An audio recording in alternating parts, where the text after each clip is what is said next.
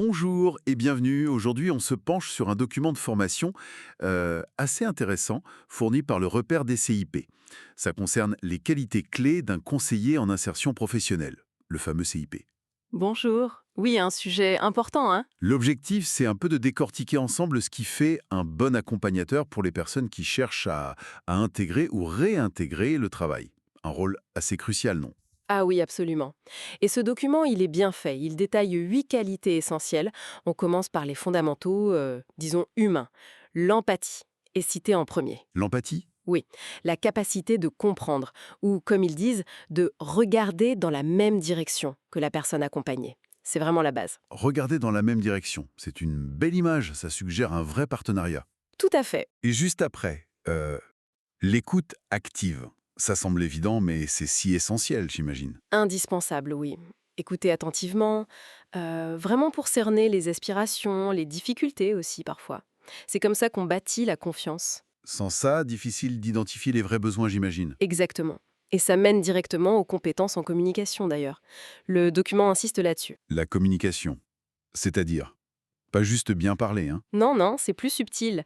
Être clair, bien sûr, mais aussi savoir adapter son langage. Présenter les choses de manière concise, accessible. Savoir expliquer simplement des choses parfois complexes, peut-être. C'est ça. Un dispositif d'aide, une démarche, et donner un retour constructif aussi. D'accord.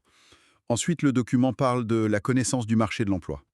Ça, c'est le côté plus technique, alors. Oui, il faut être au courant, les tendances, les opportunités, quelles compétences sont recherchées. C'est vital pour bien orienter. Et ne pas envoyer les gens dans une voie sans issue, j'imagine. Précisément. Ce qui nous amène à une autre qualité, l'orientation solution. Ah oui. Le CIP doit aider à identifier les forces, les compétences de la personne et à les connecter aux opportunités du marché. Donc c'est pas juste trouver un job, c'est plus large. Beaucoup plus. Ça inclut une aide très pratique, refaire un CV, préparer les entretiens, mobiliser des aides. C'est vraiment accompagner vers l'autonomie. J'aime bien aussi l'idée d'adaptabilité qui est mentionnée. Chaque personne est différente, donc Exactement. Chaque parcours est unique, donc il faut personnaliser l'approche, être flexible, parfois même créatif dans les solutions. Pas de recette miracle. ça demande une sacrée gymnastique intellectuelle, en fait. Oui, et ça demande aussi de la patience et de la persévérance, deux autres qualités listées. Une logique. Les parcours peuvent être longs, semés d'embûches. Tout à fait. Le rôle du conseiller, c'est aussi de soutenir, de motiver dans les moments plus difficiles, sans lâcher l'affaire. Garder le cap, même quand c'est compliqué. C'est ça. Et enfin, un point essentiel, la confidentialité. Ah oui, fondamental pour la confiance. C'est la clé de voûte.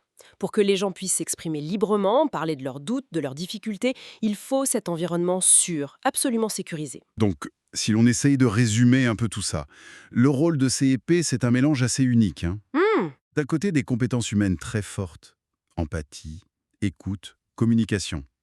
Et de l'autre, une connaissance technique pointue du marché du travail, des dispositifs. oui. Et le tout enrobé d'une grande adaptabilité et de patience. C'est vraiment un allié précieux, comme le dit très bien le document. Un allié précieux. Ça montre bien que ça va au-delà de juste mettre en relation avec des employeurs. Ah oui, largement. Il s'agit vraiment de soutenir un développement professionnel complet, personnalisé. C'est un accompagnement en profondeur. Ça donne à réfléchir sur la complexité et la richesse de ce métier. Tout à fait. Et d'ailleurs, ça soulève une question intéressante peut-être pour aller plus loin. Oui, Au-delà de ces qualités bien définies, de l'expertise technique qu'on vient de voir, quelle place reste-t-il ou quelle influence a vraiment l'intuition du conseiller, son expérience personnelle dans la réussite finale de l'accompagnement?